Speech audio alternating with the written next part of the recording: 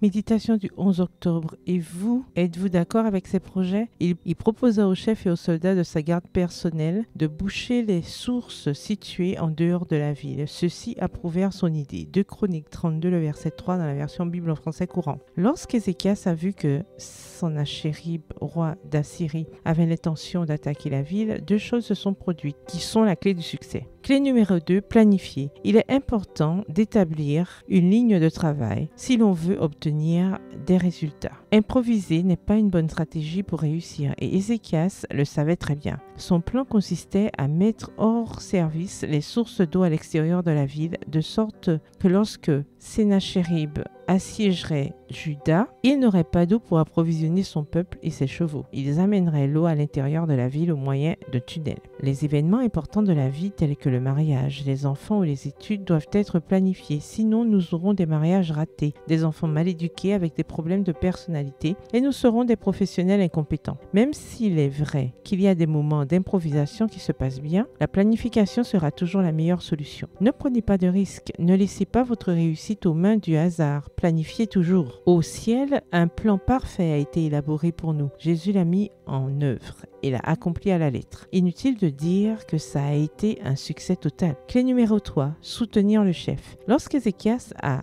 expliqué ses plans à ses chefs et à ses officiers, ceux-ci l'ont soutenu.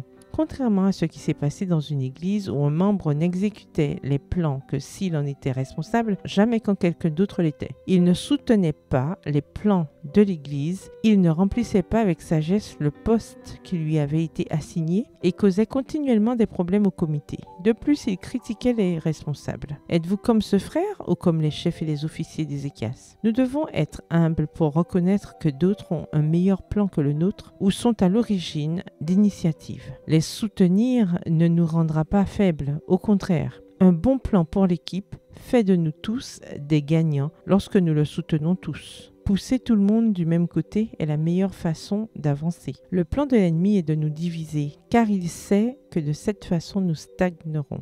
Là où il n'y a pas d'unité, il n'y a pas de succès. PS, heureuse de planifier et de soutenir. Bonne journée, que l'Éternel vous bénisse.